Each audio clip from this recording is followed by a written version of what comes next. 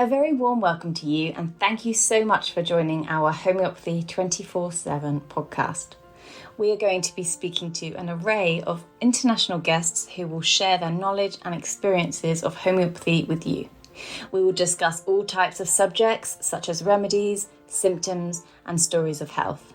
No matter where you are with your homeopathic journey, we aim to inspire you on your quest to natural health and living. The podcast is brought to you by Greensmith, the founder of Homeopathy 24/7, which is a global platform connecting you with a homeopath wherever you are in the world, 24 hours a day. So let's get started with today's chat. Please welcome Mary Greensmith. Hello, thank you for joining me today. Lovely to see you, Dr. Varsha M, Khurana and Charlie Ellis-James. Thank you so much for coming in.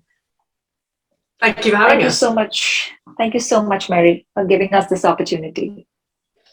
It's just so brilliant, isn't it, that we can come together as a group and as a homeopath and form a group, as well of course, our community that's growing in our groups. And of course, it's something that we haven't had before. How can you remember what life was like before we had communities online, before we had this opportunity to talk to other homeopaths in this way? Charlie, how has it changed for you? It's changed massively, hasn't it, really? I mean, if I think back to how I heard about homeopathy, I was a sick child, I was 10 years old, and a couple of friends just happened to mention to my mum, oh, have you heard of homeopathy? Have you thought about trying it for Charlie? Because she doesn't seem to be able to get better with conventional medicine. So I've often sort of reflected on that and thought, if she never had that conversation, my life would be a very, very different place. Thankfully, she did. And it was just incredibly difficult, I think, before what social media brought us, to have conversations with like-minded people, with people that have similar interests and knowledge that you want to know. So actually our access to people that have similar passions to us and who can give us knowledge and understanding has just improved massively since social media. Yeah, I agree, absolutely, because of course it's just giving you that opportunity. I live in quite a remote area, and so talking to anybody else who has even heard of homeopathy is sometimes rather difficult. But Dr. Varsha, your background is quite different because your family used homeopathy a lot. Yes. I mean, I have talked about it before with you as well, that, my grandfather introduced all of us to homeopathy. But at the same time, Mary, I would also say that before I actually ventured into it myself, I would only hear a lot of, if this is a fever, no, don't use homeopathy for that. If this is, if you are looking for, if you're okay for, slow relief or slow recovery, then you can use homeopathy side by side because the results are very slow.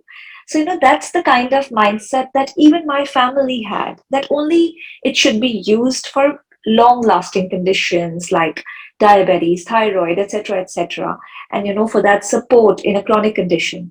But it's only after I studied it and I saw it for myself that I realized that how great it is, for infections, so to speak, for fevers, for coughs, for, these really, really troubling conditions that occur every day in our families, in our lives, with our children as well.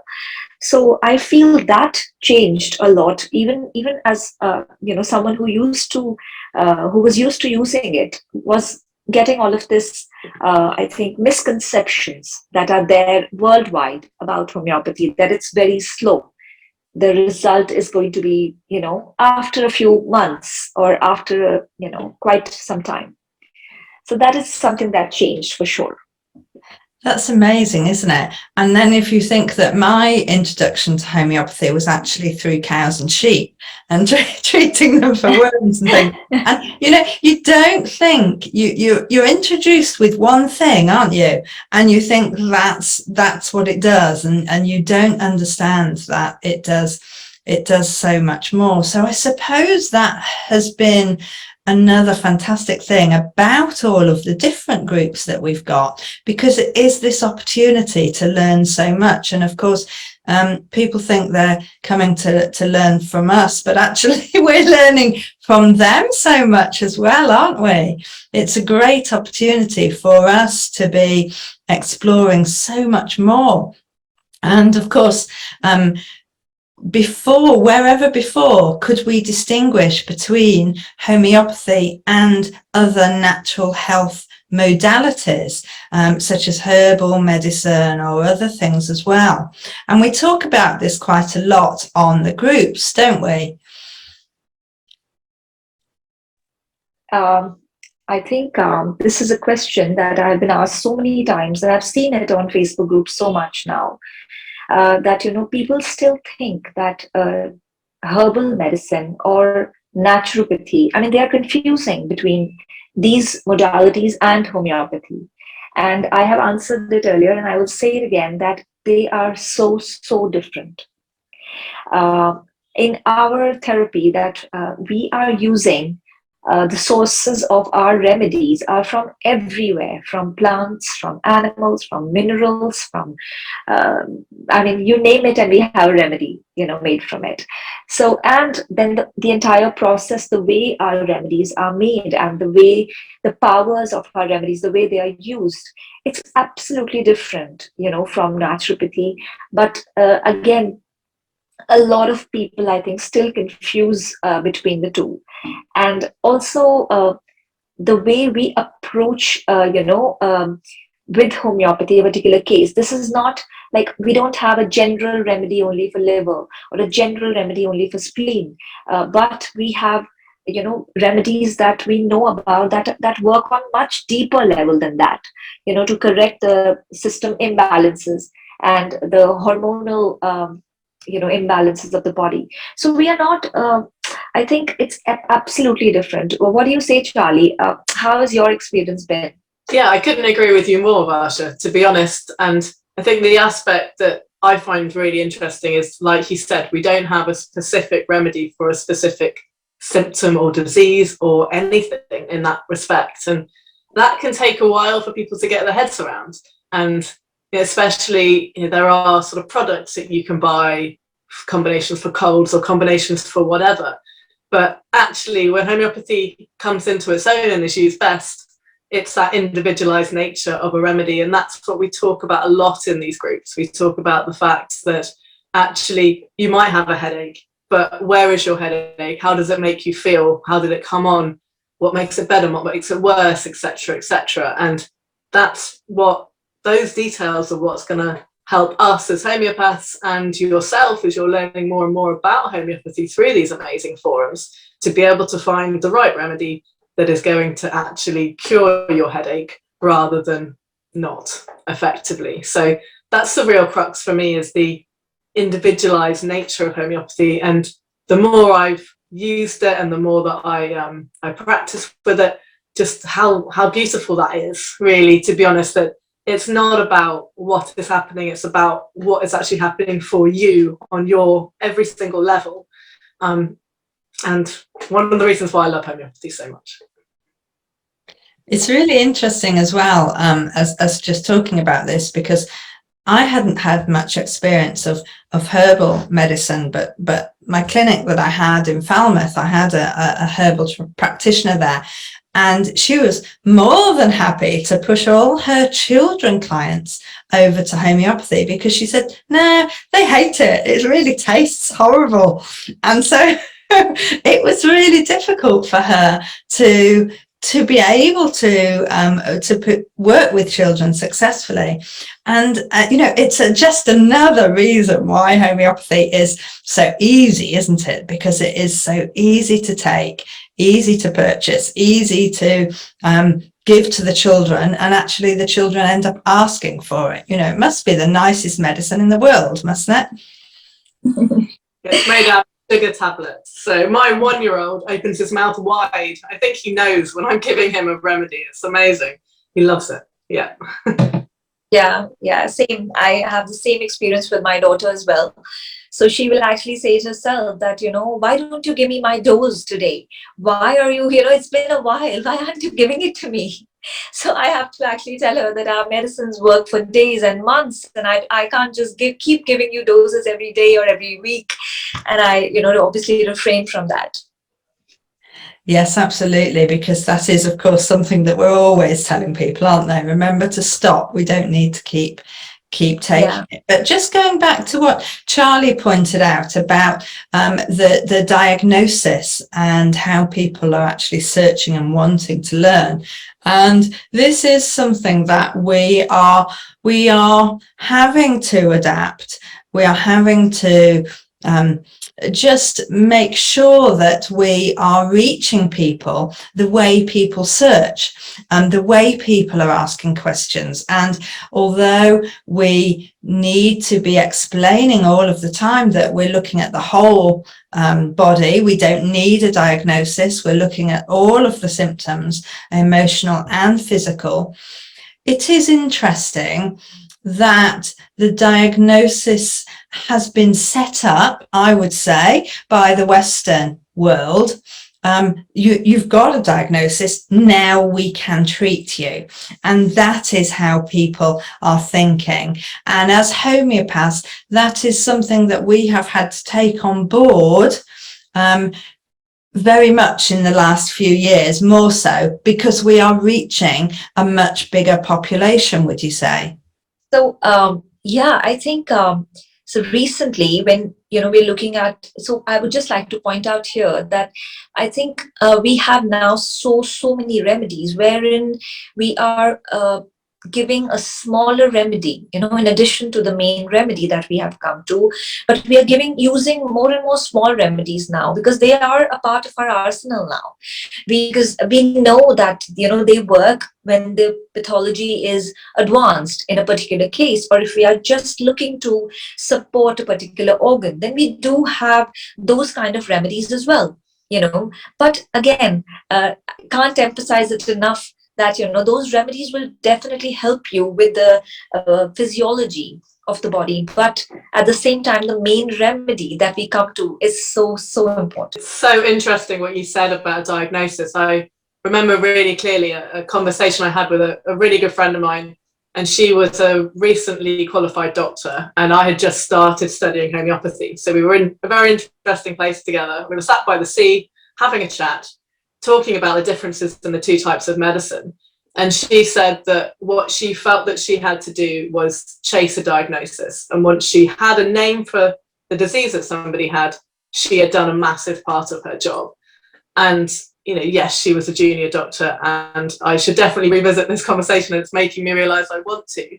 But I feel so lucky and so grateful that we don't have to do that. I feel grateful that we can look at the whole body, the whole system, mental, emotional, and physical symptoms.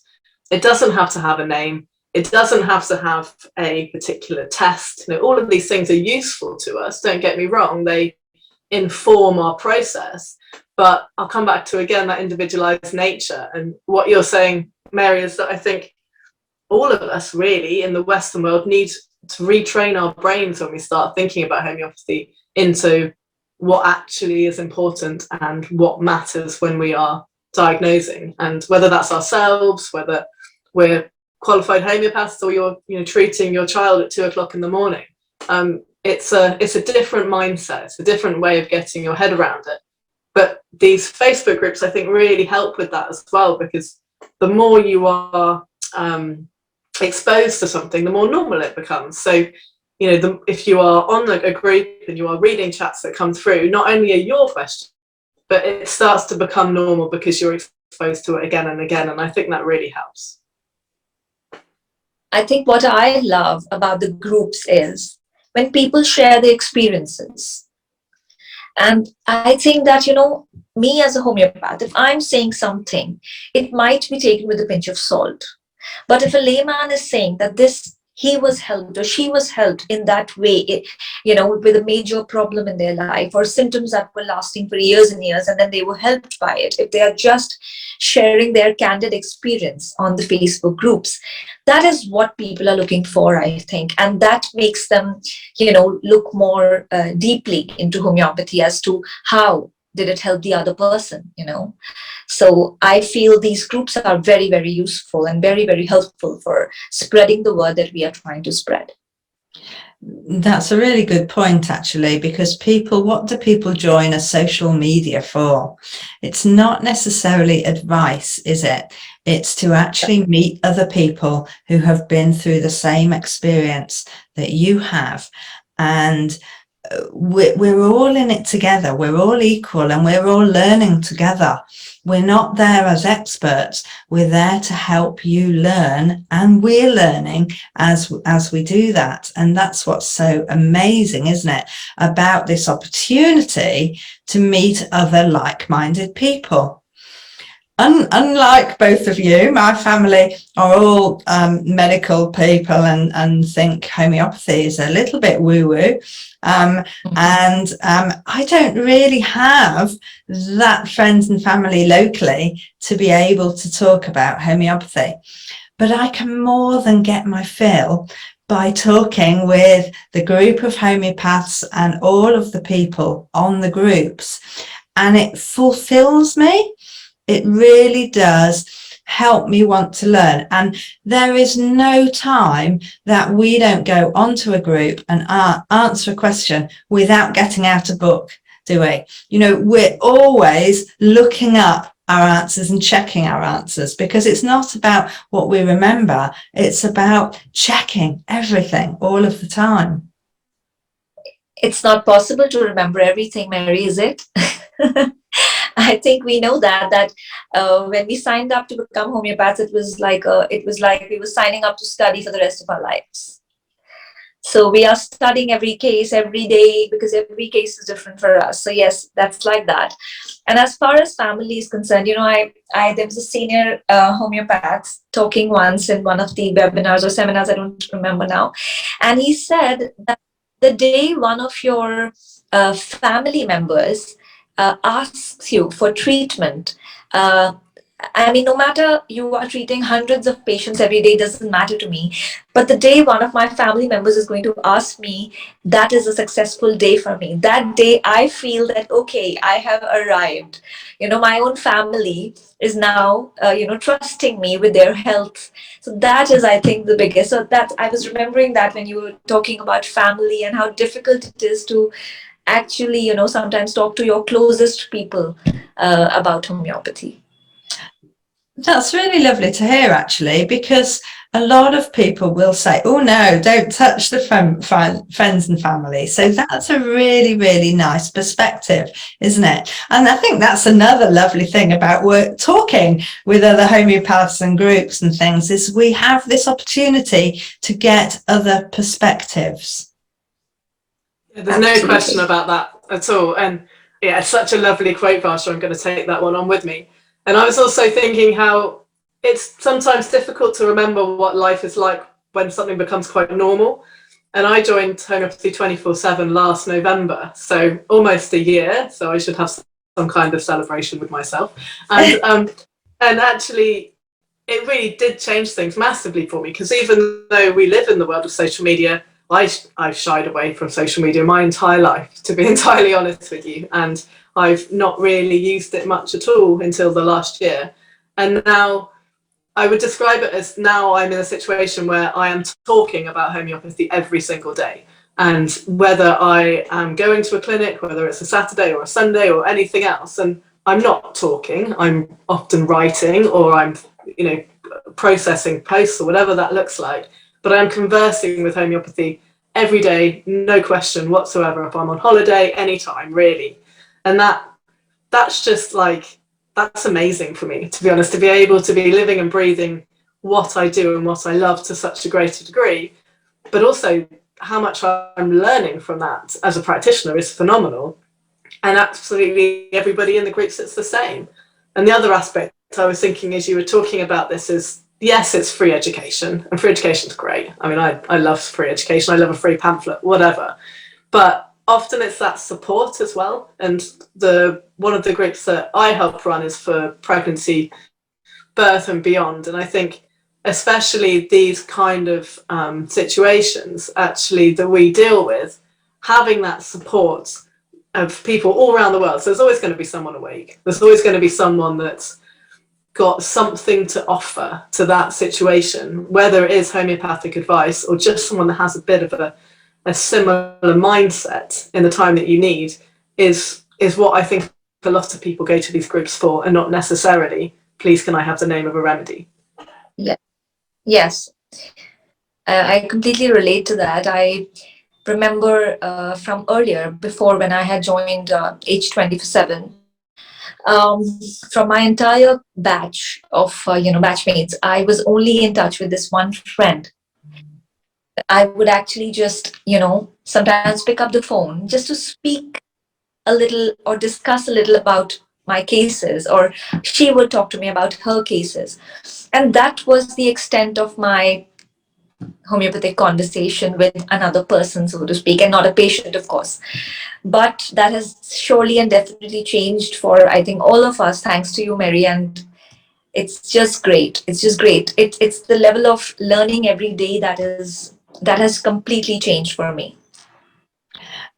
But as the homeopathy uses, it must have changed a lot as well, because where else have you got this opportunity to be talking about homeopathy and to be learning so much with like-minded people? I can't remember what it was like before social media, and I, like Charlie, didn't use Facebook at all.